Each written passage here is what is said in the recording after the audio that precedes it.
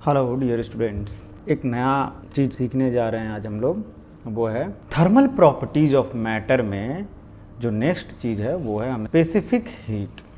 ठीक है, specific heat का जो कॉन्सेप्ट है, थर्मल कैपेसिटी का जो कॉन्सेप्ट है वो क्या है। देखिए हम लोग ऑब्ज़र्व किए हैं, आप लोग देखे होंगे क्या होता है कि सेम टेम्परेचर तक हीट करने के लिए मिल्क यानी कि दूध और पानी दोनों को अगर हीट किया जाए तो कौन पहले हीट होता है, और सिमिलरली अगर ठंडा किया जाए, छोड़ दिया जाए हवा में ठंडा होने के लिए एनवायरनमेंट में, तो कौन पहले ठंडा होता है। ठीक है, अगर आपका ऑब्जर्वेशन कभी किए होगे तो आपको पता होना चाहिए कि दूध यानी कि मिल्क जो होता है वो जल्दी गर्म होता है और जल्दी ठंडा होता है। ठीक है, कंपेयर टू आपका वाटर। क्यों ऐसा? इसलिए होता है कि दूध को कम हीट चाहिए होता है, सपोज कीजिए 100 डिग्री सेल्सियस तक पहुंचने के लिए। ठीक है, जबकि पानी को, वाटर को ज़्यादा हीट चाहिए होता है।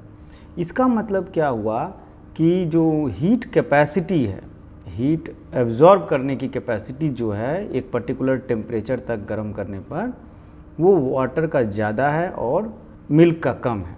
ठीक है, तो इसे हम लोग कहते हैं स्पेसिफिक हीट या हीट कैपेसिटी। हीट कैपेसिटी का मतलब हो गया कि कोई mass of 1 KG, 2 KG, 4 KG कुछ भी हो सकता है। अगर हम केवल हीट कैपेसिटी की बात करते हैं तो हीट कैपेसिटी का मतलब हो गया कोई भी मटेरियल है, कोई भी ऑब्जेक्ट है, कुछ भी उसका मास है, उसका टेम्परेचर 1 डिग्री तक बढ़ाने के लिए, 1 डिग्री केल्विन या 1 केल्विन, 1 केल्विन या 1 डिग्री सेल्सियस, दोनों एक ही चीज़ है, इतना तक बढ़ाने के लिए अगर हमें जितनी हीट की ज़रूरत पड़ती है उसे हम लोग कहते हैं हीट कैपेसिटी। ठीक है, तो ये बिल्कुल सीधा सा चीज़ है कि सपोज कीजिए, समय हम लोग सीखने जा रहे हैं हीट कैपेसिटी। सपोज कीजिए कि आपके पास इसमें वाटर है। ठीक है, सबसे सिंपलेस्ट एग्जांपल वाटर ले लेते हैं। ठीक है, वाटर का कुछ मास होगा, है, मान लीजिए mw है मास ऑफ वाटर, mw से डिनोट किए, तो mw मास ऑफ वाटर है। अब वो उसका मान लीजिए कि टेम्परेचर जो है वो 10 डिग्री सेल्सियस है इनिशियली। अब इसको हम लोग सपोज कीजिए कि हीट कर रहे हैं, एक कैंडल से इसे हीट किया जा रहा है। सपोज कीजिए ये एक कैंडल है और इससे इसे हीट किया जा रहा है ऐसे करके। तो हीट जब करते हैं इसे, तो बताइए क्या होगा इसमें, इसका टेम्परेचर धीरे धीरे बढ़ेगा, क्योंकि हीट दे रहे हैं, मतलब कि इसके अंदर में हीट इस तरह से देना शुरू कर दिए कैंडल से। डेल्टा क्यू मान लीजिए हीट है जो जा रहा है पर यूनिट टाइम, उसमें एंटर कर रहा है। तो कुछ समय बाद क्या होगा कि इसका टेम्परेचर जो है वो बढ़कर 10 डिग्री से सपोज कीजिए 20 डिग्री सेल्सियस चला गया। बिल्कुल ईजी है समझना। अब इस दौरान ये जो 10 डिग्री से 20 डिग्री सेल्सियस टेम्परेचर गया, इसमें क्या किया गया है, डेल्टा क्यू अमाउंट हीट डाला गया, जिससे इसका टेम्परेचर बढ़ गया। ठीक है, तो हम लोग हीट कैपेसिटी को इस तरह से डिफाइन करेंगे कि पर डिग्री सेल्सियस टेम्परेचर बढ़ाने में कितना हीट लगा है। ठीक है, तो हीट कैपेसिटी हो गया कि हीट कैपेसिटी जिसको नॉर्मली एस से डिनोट कर रहे हैं, मान लीजिए हीट कैपेसिटी को अगर हम लोग एस से डिनोट कर रहे हैं तो एस इक्वल टू हो गया delta Q by delta T. ठीक है, यहाँ पर डेल्टा टी क्या है, चेंज इन टेम्परेचर। ठीक है, डेल्टा क्यू क्या है, हीट सप्लाइड या इजेक्टेड, तो इसको हम लोग कह लेते हैं हीट चेंज, और डेल्टा टी क्या है, टेम्परेचर चेंज। तो पर डिग्री सेल्सियस इसको हीट कैपेसिटी बोल लिए। ठीक है, अगर वर्ड्स में लिखना हुआ तो हम लोग लिखेंगे amount of heat required for any object to raise its temperature और to change its temperature by 1 degree Celsius is called heat capacity. Clear है? ठीक है, नॉर्मली सॉलिड या लिक्विड के केस में प्रेशर हम लोग मान लेते हैं कि प्रेशर के साथ चेंजेज बहुत कम होता है, इसलिए प्रेशर मेंशन नहीं करते हैं। अदरवाइज इसमें मेंशन करना चाहिए एट ए गिवन प्रेशर। हीट कैपेसिटी जो है किसी एक पर्टिकुलर प्रेशर पे अलग हो सकता है, किसी दूसरे प्रेशर पे अलग हो सकता है। ठीक है, फॉर ए गिवन मास किसी भी मटेरियल का हो सकता है हीट कैपेसिटी, वाटर का हो सकता है, कॉपर का कोई बर्तन है, एक यूटेंसिल है उसका हो सकता है, ठीक है, ग्लास है उसका हो सकता है। तो हीट कैपेसिटी हो गया simply as equal to total amount of heat exchange, ठीक है, divide by per unit temperature, यही हीट कैपेसिटी हो गया। लेकिन ये ज़्यादा इम्पॉर्टेंट नहीं है, इससे भी एक ज़्यादा इम्पॉर्टेंट होता है जिसे हम लोग बोलते हैं स्पेसिफिक हीट कैपेसिटी। क्या बोलते हैं? Specific heat capacity. और वो क्या होता है देखिए, ये ज़्यादा इम्पॉर्टेंट है क्योंकि ये प्रॉपर्टी ऑफ मटेरियल हो जाता है। स्पेसिफिक हीट कैपेसिटी भी वही चीज़ है जैसे उसमें हमने कोई भी मास ले लिया था, कितना भी 1 kg 2 kg 3 kg को हीट करने के लिए पर यूनिट टेम्परेचर में जितना हीट लगता है। लेकिन यहाँ पर क्या करेंगे, स्मॉल एस से डिनोट कर देते हैं। Specific heat capacity small S is equal to delta Q by delta T तो है ही, लेकिन पर यूनिट मास हम लोग बोल रहे हैं। ठीक है, मतलब कि क्या हो गया, heat exchange per unit mass पर यूनिट चेंज इन टेम्परेचर, इसको हम लोग स्पेसिफिक हीट कैपेसिटी कहेंगे। Heat exchanged per unit mass पर यूनिट चेंज इन टेम्परेचर, ये इसका डेफिनेशन हो गया। ठीक है, अब ब्यूटी क्या हो गया इसमें देखिए कि इसमें मास जो है ना वो पर यूनिट आ गया। इसका मतलब कि ये हो गया एक इंटेंसिव प्रॉपर्टी, मास या वॉल्यूम पर इंडिपेंडेंट हो गया। ठीक है, तो specific heat capacity is a material property, while heat capacity क्या है, वो मटेरियल प्रॉपर्टी नहीं था, वो था ऐसा नहीं कि स्पेसिफिक हीट कैपेसिटी कॉपर का एक फिक्स होगा। ठीक है, चाहे वो 10 kg 5 kg, वो कॉपर का बता रहा है, कॉपर एज ए मटेरियल का स्पेसिफिक हीट कैपेसिटी बता रहा है। वाटर है तो वाटर का स्पेसिफिक हीट कैपेसिटी बता रहा है। लेकिन हीट कैपेसिटी जो है, केवल हीट कैपेसिटी अगर स्पेसिफिक वर्ड नहीं यूज किया जाए तो वो उस मटेरियल का हो जाता है, चाहे वो 5 kg का है 2 kg का, वो उसी का हो जाता है। क्लियर है ये चीज़? ठीक है, फिर अगर हम लोग फिर एक चीज़ हम लोग डिफाइन करते हैं, वो है मोलर स्पेसिफिक हीट कैपेसिटी। अब ये क्या चीज़ है? Molar specific heat capacity per unit mass के बजाय पर यूनिट मोल अगर हम करते हैं, ठीक है, तो ये हो गया हीट एक्सचेंज पर unit mole. Per unit mass था ना, तो मास की जगह मोल हो जाएगा, बाकी सब चीज़ सेम रहेगा। पर unit mole per unit change in temperature. ठीक है, इसको हम लोग नॉर्मली सी से डिनोट किया जाता है, कैपिटल सी से अगर डिनोट करते हैं तो ये हो गया delta Q by N number of moles है टाइम्स डेल्टा टी। ठीक है, ये heat capacity per unit mole per unit change in temperature, तो स्पेसिफिक हीट कैपेसिटी हो गया, मोलर स्पेसिफिक हीट कैपेसिटी। ठीक है, तो ये मोलर स्पेसिफिक हीट कैपेसिटी हो गया। क्लियर है? ये भी एक इंटरेस्टिंग रिलेशनशिप है। लेकिन क्या है कि इसका यूज सॉलिड और लिक्विड के केस में कम होता है और गैसेस के केस में ज़्यादा होता है। ठीक है, इन केस ऑफ गैस और specially in case of gas होता क्या है ना कि मोलर स्पेसिफिक हीट दो टाइप का होता है।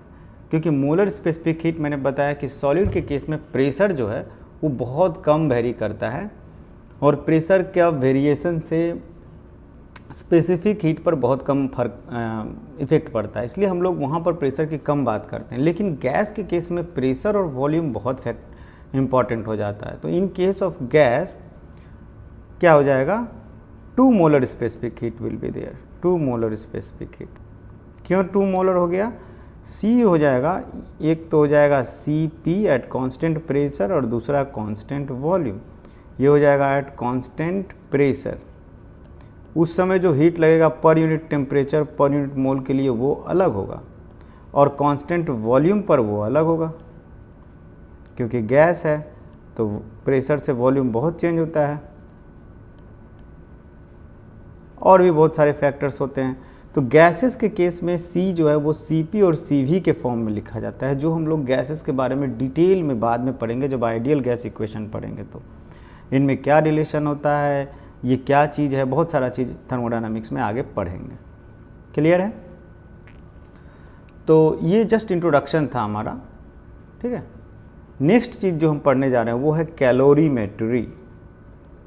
कैलोरीमेट्री क्या होता है? अब इसको ऐसे समझिए, मान लीजिए कोई एक हॉट ऑब्जेक्ट है और एक कोल्ड ऑब्जेक्ट है। हॉट ऑब्जेक्ट और कोल्ड ऑब्जेक्ट के बीच में अगर हम टच करा दें या किसी कंडक्टिंग मटेरियल से इसे जोड़ दें तो क्या होगा? कॉमन सी बात है कि हीट का फ्लो होने लगेगा, इसके थ्रू हीट फ्लो होने लगेगा। किधर? हॉट से कोल्ड की तरफ हीट फ्लो होने लगेगा। होगा कि नहीं? और ये कब तक होगा? जब तक कि दोनों इक्विलिब्रियम में नहीं आए, जब तक दोनों सेम टेम्परेचर पर नहीं आ जाए। मान लीजिए A और B दो मटेरियल है, A हॉट है कंपेयर टू B, तो दोनों को अगर टच करा दिया जाए या किसी थर्मल कंडक्टिंग वायर से जोड़ दिया जाए तो हीट इसके थ्रू फ्लो होना शुरू हो जाएगा और तब तक फ्लो होगा जब तक दोनों सेम टेम्परेचर पे नहीं आ जाए, यानी कि जब तक थर्मल इक्विलिब्रियम नहीं अटेंड कर लेता है। और जब थर्मल इक्विलिब्रियम अटेंड कर लेगा उसके बाद हीट फ्लो होना बंद हो जाएगा। ठीक है, उसे हम लोग स्टेडी स्टेट कहते हैं। क्या कहते हैं? Steady state. थर्मल इक्विलिब्रियम जब हीट फ्लो होना बंद हो जाएगा तो उसे हम लोग स्टेडी स्टेट कहते हैं। ठीक है, टेम्परेचर चेंज नहीं हो रहा है। तो क्या है कि अगर ये मान लीजिए कि ये चारों तरफ से इंसुलेटेड है, अगर मतलब हीट कहीं से कहीं आ नहीं रहा है, कहीं जा नहीं रहा है, बस इन दोनों के बीच में इंटरेक्शन हो रहा है। If heat is not lost और गेन्ड फ्रॉम द सराउंडिंग, मैंने बाहर से हीट कहीं से आ नहीं रहा है और कहीं जा नहीं रहा है, केवल इन दोनों के बीच में हीट का इंटरेक्शन है, तो हीट का कंजर्वेशन प्रिंसिपल लगाएंगे तो हम कह सकते हैं कि जितना भी हीट हॉट बॉडी लूज किया है उतना ही हीट कोल्ड बॉडी गेन किया है। और इस प्रिंसिपल को कहा जाता है प्रिंसिपल ऑफ कैलोरीमेट्री। ये कंडीशन क्या है कि कहीं से ना हीट आया है ना कहीं गया है सराउंडिंग में। तो प्रिंसिपल ऑफ कैलोरीमेट्री कहता है क्या, heat lost by hot body is equal to heat gained by cold body. ये हो गया प्रिंसिपल ऑफ कैलोरीमेट्री। और जिस एपरेटस में ये किया जाता है, हीट का मिक्सिंग होता है हॉट से कोल्ड में, उसे हम लोग बोलते हैं calorimeter. The apparatus in which this task takes place is very well insulated from surrounding and is called calorimeter। ठीक है, तो कैलोरीमीटर किस टाइप का होता है, क्या होता है, ये बुक्स में देख लीजिए। सिंपल सा चीज़ है जिससे कि हीट बाहर निकल नहीं सके और कहीं से हीट आ नहीं सके, तो वो कैलोरीमीटर होगा। बस उसमें इंसुलेशन ही इम्पॉर्टेंट है, बाकी आप ठंडा गर्म डालिए उसमें, ठंडा गर्म जो भी है। ठीक है, एग्जाम्पल करते हैं और देखते हैं कैलोरीमेट्री के ऊपर में एग्जाम्पल करके समझ में आ जाएगा कि प्रिंसिपल ऑफ कैलोरीमीटर किस तरह से अप्लाई कर सकते हैं हम लोग। ठीक, इस न्यूमेरिकल को देखिए ध्यान से, क्या बोलता है ये, ए sphere of 0.047 kg aluminium is placed for sufficient time in a vessel containing boiling water. ठीक है, मतलब कि एक कंटेनर है जो कि उसका 100 डिग्री सेल्सियस टेम्परेचर है, तो क्या हो जाएगा कि it is then immediately transferred so that the sphere is at 100 degree Celsius. काफ़ी समय तक रखा गया, इसका मतलब कि जो एल्युमिनियम है उसका भी टेम्परेचर 100 डिग्री सेल्सियस हो गया, उसके बाद उसको हटा लिया गया, immediately transfer to 0.14 kg copper calorimeter. Copper का कैलोरीमीटर है जिसका वज़न इतना दिया हुआ है। ठीक है, जिसमें कि 0.25 kg वाटर है और वो 20 डिग्री सेल्सियस पे है। तो जाहिर सी बात है 100 डिग्री सेल्सियस को उठा करके 20 डिग्री सेल्सियस के कैलोरीमीटर में डाल दिया गया है। तो क्या हो गया, ये हॉट है ये कोल्ड है, तो हीट क्या हो जाएगा, एल्युमिनियम से कैलोरीमीटर के अंदर में जिसमें कि वाटर है और कॉपर से मिलकर बना हुआ है, इसमें हीट ट्रांसफ़र होगा। ठीक है, the temperature of water rises and attains steady state of 23 degree Celsius. मतलब 23 डिग्री सेल्सियस जाने के बाद रुक जाता है, स्टेडी स्टेट हो जाता है। तो calculate the specific heat capacity of aluminium. तो चीज़ बहुत आसान है, कुछ नहीं है इसमें, एक चीज़ और इसमें दे देना चाहिए, specific heat capacity of copper, जो कि नहीं दिया गया है, तो यहाँ मैं बता देता हूँ। Specific heat capacity of copper is 0.386 into 10 to the power of 3 joule per KG per kelvin. ठीक है, और वाटर का तो सबको पता है कितना होता है, specific heat capacity of water ये होता है 4.18 into 10 to the power of 3 joule per KG per kelvin. ये वाटर का हो गया, ये दोनों चीज़ें हमें लगेंगे। अब प्रिंसिपल ऑफ कैलोरीमेट्री अप्लाई कीजिए और लिखिए heat lost by hot body equal to heat gained by cold body. देखिए बार बार नहीं लिखने की ज़रूरत है हॉट एंड कोल्ड, जाहिर सी बात है कि हॉट होगा वही लॉस्ट करेगा, ये होना चाहिए। तो कौन लॉस किया है, एल्युमिनियम, तो हीट लॉस्ट तो क्या लिखेंगे, MS delta T. Specific heat capacity का यहाँ पर देखिए डेफिनेशन में क्या हो जाएगा, delta Q is equal to M S delta T, यहाँ से निकाल सकते हैं delta Q is equal to M S delta T, लिखेंगे ना, इतना अमाउंट ऑफ हीट आएगा। तो वही चीज़ यहाँ पे हम करेंगे, M aluminium S aluminium delta T, ये इतना लॉस करेगा और हीट गेन कौन कर रहा है, कॉपर और वाटर। तो मतलब कि एम कॉपर एस कॉपर और delta T plus M water, ठीक है, एस वाटर डेल्टा टी, बस यही चीज़ है, इसमें वैल्यू पुट कर देना है सारा। एम एल्युमिनियम है 0.47047, एस एल्युमिनियम पता नहीं है और डेल्टा टी कितना है 100 डिग्री सेल्सियस से 23 डिग्री सेल्सियस पे आया है एल्युमिनियम, ठीक है। और एम कॉपर कितना है 0.14 kg, ठीक है। कॉपर का स्पेसिफिक हीट कितना है 0.386 10⁻³ और डेल्टा टी कितना है, तो कैलोरीमीटर जो था वो 20 डिग्री सेल्सियस पे था, कॉपर और वाटर दोनों। तो इसमें डेल्टा टी कितना हो जाएगा 23 - 20, मतलब 3 आएगा डेल्टा टी। और वाटर की बात करें तो वाटर कितना था 0.25 kg, केवल वैल्यू पुट कर रहा हूँ। और स्पेसिफिक हीट कितना है 4.18 × 10⁻³ और डेल्टा टी कितना है 3, ठीक है। यही चीज़ सेम चीज़। अब इसको अगर आप सॉल्व करते हैं तो सिंपल पाइएगा कि स्पेसिफिक हीट ऑफ एल्युमिनियम जो आएगा वो आएगा 0.91 × 0.91 इतना kilo joule per KG per kelvin, ये आएगा आपका स्पेसिफिक हीट ऑफ एल्युमिनियम जो पूछा गया है। तो ध्यान से अगर इस न्यूमेरिकल को देखिएगा तो simple principle of calorimetry apply किया गया है। Heat lost by aluminium is equal to heat gained by copper body plus water, ठीक है। और भी आप प्रैक्टिस करिए कीजिए। उसके बाद हम लोग जो सीखेंगे वो है change of state. Change of state क्या होता है, देखिए बहुत इम्पॉर्टेंट और इंटरेस्टिंग चीज़ है। देखिए किसी भी सॉलिड बॉडी को, जैसे आयरन का अगर बॉल ले लीजिए, उसे अगर आप हीट करते जाइए, मान लीजिए रूम टेम्परेचर पे है 27 डिग्री सेल्सियस पे, तो उसे अगर आप हीट करते जाइए तो उसका स्टेट किस तरह से चेंज होगा। तो सबसे पहले तो वो क्या होगा, मेल्ट होकर के लिक्विड बनेगा, आयरन का लिक्विड बनेगा। और जब उसको और हीट करते जाइएगा तो वो वेपर बन जाएगा, ठीक है। तो ये जो प्रोसेस है, सबसे पहले लिक्विड बना, लिक्विड बनने के बाद वेपर बना, सॉलिड से लिक्विड, लिक्विड से वेपर, ये चेंज ऑफ स्टेट हो रहा है और ये ग्रेजुअली हम लोग हीट दे रहे हैं। तो इसको अब हम लोग डिटेल में देखेंगे कि कैसे कैसे होता है। इसी तरह से आइस है, मान लीजिए तो आइस है, तो आइस को पहले आप हीट दीजिएगा तो वो वाटर बनेगा, फिर हीट दीजिएगा तो वेपर बनेगा।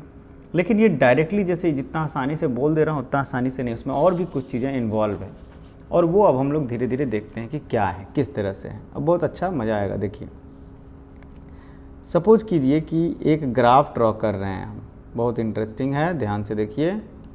और ये टाइम है, टाइम एक्सिस है, और ये टेम्परेचर एक्सिस है, टी डिग्री सी मान लेते हैं, ठीक है। अब इसमें मान लीजिए कि हम किसका ड्रॉ कर रहे हैं, तो आइस का ले लेते हैं। एक आइस लिए हैं जिसका कि टेम्परेचर है, सपोज कीजिए -5 डिग्री सेल्सियस। तो -5 डिग्री सेल्सियस कहीं पर होगा यहाँ पे, ठीक है। और t = 0 यहाँ पे है। ये टाइम, दोनों को टाइम t लिख दिए हैं, इसको थीटा करते हैं, अच्छा रहेगा, इसको थीटा लिखते हैं। ये t है, t = 0 टाइम पर -5 डिग्री सेल्सियस पे, ठीक है। कितना है, आइस है, ठीक है, -5 डिग्री सेल्सियस, ये -5 है। तो -5 डिग्री सेल्सियस से हीट करना आप शुरू कर रहे हैं, तो किस तरह से क्या क्या चेंजेज आएंगे उसको ध्यान से देखिए। सबसे पहले आइस जो होगा उसका टेम्परेचर बढ़ेगा कॉन्स्टेंटली, बढ़ करके तब तक बढ़ेगा जब तक कि उसका टेम्परेचर 0 नहीं हो जाए। तो -5 डिग्री से 0 डिग्री पर आ गया, ये 0 डिग्री सी है, तो आइस है। अब इसके बाद अगर आप और हीट करिएगा तो आइस क्या होगा, मेल्ट करना शुरू होगा। ऐसा नहीं है कि आइस का टेम्परेचर बढ़ने लगेगा, आइस केवल 0 डिग्री सेल्सियस पे होता है। ऐसा नहीं है कि इस तरफ बढ़ जाएगा 5 डिग्री पर आइस, 6 डिग्री पर आइस, नहीं होगा। और ये नॉर्मल एटमॉस्फेरिक प्रेशर पे हम लोग बात कर रहे हैं, ठीक है। तो क्या हो जाएगा कि आइस मेल्ट करेगा और मेल्ट करके पूरा का पूरा 0 डिग्री सी पर वाटर बन जाएगा, ठीक है। अब वाटर बन गया, वाटर में फिर हीट कर रहे हैं, तो जब फिर हीट करेंगे तो फिर वाटर का टेम्परेचर 0 डिग्री से बढ़ना शुरू होगा और कुछ दूर तक जाएगा तो 100 डिग्री वाटर बन गया। ये मान लीजिए ये आपका 100 डिग्री सी वाटर हो गया, ये 100 डिग्री सी वाटर। अब 100 डिग्री सी वाटर हो गया, ठीक है। इसको आप क्या करिएगा, और हीट दीजिएगा। पूरा का पूरा वाटर बन जाने के बाद जब पूरा और हीट दीजिएगा तो वाटर से स्टीम बनना शुरू हो जाएगा, लेकिन वो 100 डिग्री सी पर ही होगा। ऐसा नहीं है कि वाटर का टेम्परेचर 100 से ज़्यादा जाने लगेगा, नहीं, वो अब कन्वर्ट हो रहा है, फेज चेंज हो रहा है। 100 डिग्री सी पर ये पूरा का पूरा स्टीम बन गया। फिर हीट दीजिएगा तो स्टीम का टेम्परेचर बढ़ेगा, 100 डिग्री से ज़्यादा जाएगा। तो मान लीजिए ये कुछ 300 डिग्री सेल्सियस, कुछ अपना एज्यूम कर लेते हैं 300 डिग्री से। तो इस ग्राफ को ध्यान से देखिए क्या क्या हो रहा है इसमें। मान लीजिए फेजेज है A, B, C, D, E, F। इसको अगर हम लोग ध्यान से देखें तो ये वाला रीजन जो है इसमें आइस है, केवल आइस का टेम्परेचर बढ़ रहा है। इस वाले में क्या है, B to C अगर देखा जाए तो आइस भी है और वाटर भी है, क्योंकि यहाँ पर क्या हो रहा है, आइस मेल्ट हो रहा है, तो कुछ आइस होगा कुछ वाटर होगा। यहाँ पर टोटल आइस है और C पॉइंट पर टोटल वाटर बन गया है। अब वाटर का टेम्परेचर बढ़ रहा है तो C to D अगर देखा जाए तो केवल वाटर है, क्लियर है। और D पर क्या है, पूरा का पूरा वाटर 100 डिग्री सेल्सियस पे चला गया। उसके बाद D to E में क्या है, वाटर भी है और कुछ स्टीम भी है, और E पर जाके पूरा स्टीम बन गया है, और E से F में केवल स्टीम है जिसका टेम्परेचर बढ़ रहा है, ठीक है। तो ये जो चीज़ हो रहा है, क्या क्या हो रहा है, पहले आइस का टेम्परेचर बढ़ा, आइस का आइस ही रहा, कुछ नहीं हुआ। फिर B to C के बीच में क्या हुआ, स्टेट चेंज हुआ। ये आइस था, पूरा का पूरा वाटर बन गया और एक फिक्स टेम्परेचर 0 डिग्री सेल्सियस पे हो रहा है। तो ये चेंज ऑफ स्टेट हो रहा है कि नहीं, वाटर से आइस से वाटर। और इसी तरह से अब वाटर का टेम्परेचर बढ़ रहा है, जो कि स्पेसिफिक हीट का चीज़ यहाँ पे कौन सा आ जा रहा है, specific heat, change of state नहीं हो रहा है इसमें। फिर D to E में क्या हो रहा है, चेंज ऑफ स्टेट हो रहा है, पूरा का पूरा वाटर से पूरा का पूरा स्टीम बन जा रहा है E पर जा करके, और फिर स्टीम का टेम्परेचर बढ़ रहा है। क्लियर हो गया, हीट सब में लग रहा है, लेकिन जो हीट हम लोगों को टेम्परेचर बढ़ाता है उसे हम लोग कहते हैं स्पेसिफिक हीट, और जो हीट केवल फेज चेंज करता है उसे हम लोग कहते हैं लेटेंट हीट, ठीक है। तो B to C मतलब आइस का मेल्ट होना या वाटर का फ्रीज होना जो होता है, जो हीट एक्सचेंज होता है, उसे हम लोग कहते हैं लेटेंट हीट ऑफ फ्यूजन।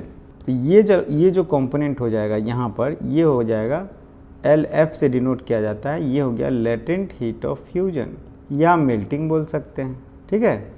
और इसी तरह से यहाँ पर हो जाएगा लेटेंट हीट ऑफ वेपराइजेशन। अच्छा, इसे लेटेंट क्यों कहा जाता है, लेटेंट इसलिए कहा जाता है कि हीट तो दे रहे हैं लेकिन टेम्परेचर न घट रहा है न बढ़ रहा है, तो दिखता तो है नहीं कि हीट जा कहाँ रहा है, हीट फेज चेंज होने में काम आ रहा है, उसके मॉलिक्यूलर स्ट्रक्चर को चेंज कर रहा है, ठीक है, उसके फेज को चेंज कर रहा है, उसके स्टेट को चेंज कर रहा है, तो चेंज ऑफ स्टेट। क्लियर हो गया ये। और जो लग रहा है हीट, जैसे यहाँ पर MS delta T formula use होगा, और यहाँ पर जो है लेटेंट हीट ऑफ फ्यूजन जो है वो पर यूनिट मास होता है, तो टोटल हीट जो होगा वो ml हो जाएगा, mLF इस वाले रीजन में, फिर इसमें MS डेल्टा T हो जाएगा, फिर यहाँ पर mLV हो जाएगा, फिर यहाँ पर आकर के MS डेल्टा T हो जाएगा। ये क्लियर है, बहुत आसान है, बहुत ही ज़्यादा आसान है ये सब। ये अमाउंट ऑफ हीट का कब कौन सा फॉर्मूला लगेगा उसके लिए, जब चेंज ऑफ फेज हो रहा है तो लेटेंट हीट आएगा जिसमें mLF हो जाएगा, और जब चेंज ऑफ टेम्परेचर हो रहा है तो MS डेल्टा T लग रहा है। बस इतना ही हो रहा है। चेंज ऑफ स्टेट का ये चीज़ क्लियर हो गया, और इस पर बेस्ड एक न्यूमेरिकल करते हैं, इंटरेस्टिंग है कि जैसे NCERT के बुक से है। इसमें बोल रहा है कि when 0.15 kg of ice at 0 degree C is mixed with 0.3 kg of water at 50 degree C in a container, the resulting temperature is 6.7 degree Celsius. Calculate the heat of fusion of ice. ठीक है, सही बात है। क्या किया जाए, हो क्या रहा है इसको पहले एनालाइज कीजिए।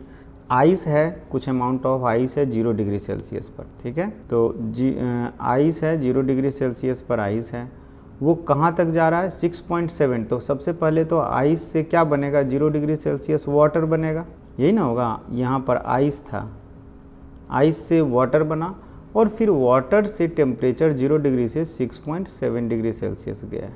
ये कहानी हो रहा है यहाँ पर, ठीक है। ये हम आइस की बात कर दिए। और वाटर भी है 0.3 kg वाटर।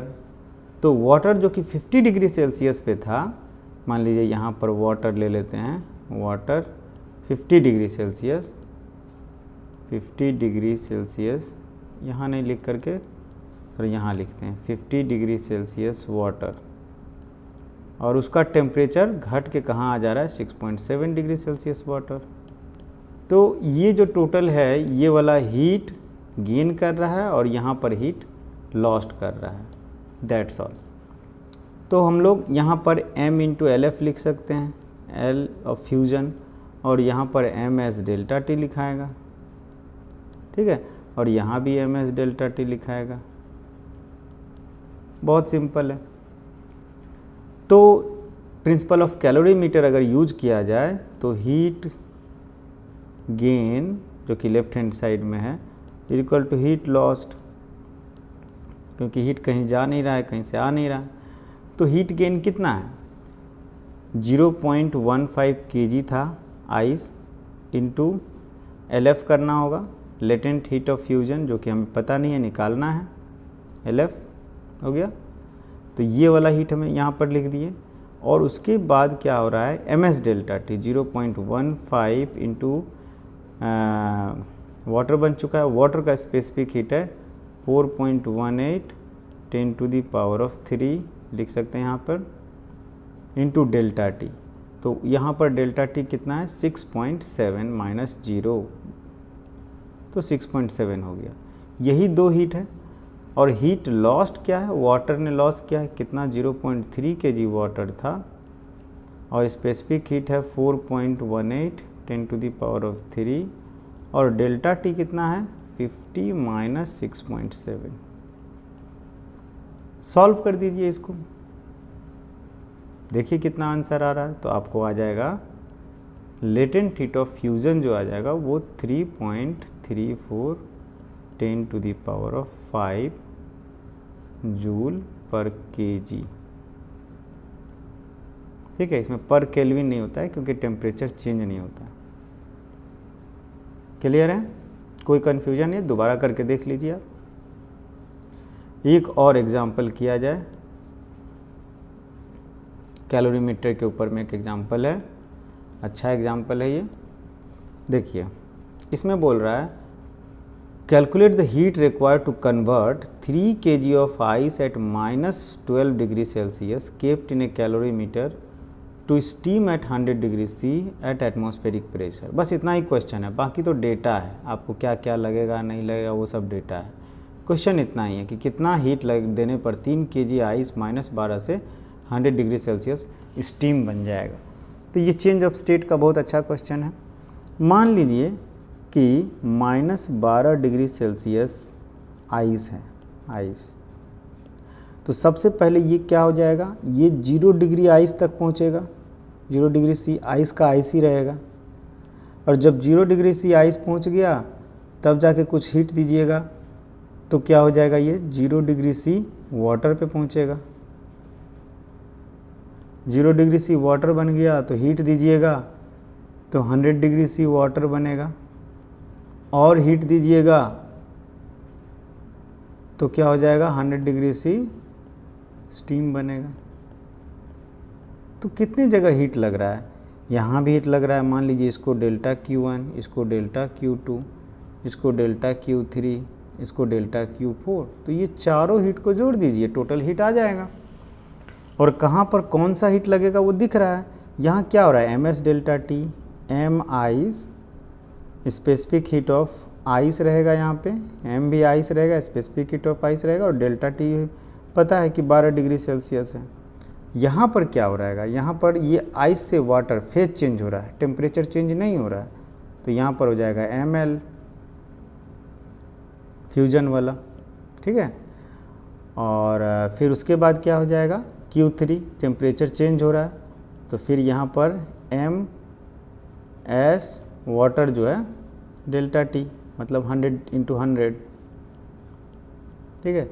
और Q4 की बात करें तो वाटर से, तो यहाँ पर हो जाएगा ML वेपोराइजेशन। इन सब को जोड़ दीजिए तो आपको आंसर आ जाएगा टोटल हीट। चलिए लिख देते हैं जोड़ करके कितना आ रहा है। तो ये हो जाएगा 3 kg इंटू पहला वाला जो है स्पेसिफिक हीट ऑफ आइस कितना है 3.35 10⁵ सब ऐसा यूनिट में है इंटू 12, ये आ गया Q1 प्लस Q2 की बात करें तो 3 kg इंटू फ्यूजन, नहीं स्पेसिफिक हीट कितना है, स्पेसिफिक हीट ऑफ आइस, ये सॉरी गलती हो गया, 3 kg into specific heat of ice दिया हुआ है 2.1 10⁻³ राइट, इंटू डेल्टा T जो कि 12 है, प्लस डेल्टा Q2 मतलब 3 kg into LF 3.35 into 10⁵, delta Q2 हो गया, डेल्टा Q3 मतलब MS डेल्टा T, तो 3 kg इंटू वाटर का स्पेसिफिक हीट 4.18 10⁻³ और डेल्टा T कितना है 100, ये हो गया। और चौथा डेल्टा 4 जो हो जाएगा M मतलब कि 3 kg into specific heat of steam LV that is 2.256 into 10⁻⁶, जोड़ दीजिए टोटल आंसर आ जाएगा, और टोटल आएगा आपको 9.1 इंटू 10⁻⁻ क्या जूल। तो इतना अमाउंट ऑफ जूल जो है आपको हीट टोटल लगा है। तो इसमें बिल्कुल क्लियर है कॉन्सेप्ट, कहीं से कोई प्रॉब्लम नहीं होना चाहिए। तो इस तरह से हम लोग जो है चेंज ऑफ स्टेट का प्रॉब्लम कर सकते हैं कैलोरीमेट्रिक प्रिंसिपल का इस्तेमाल करके। Okay, thank you.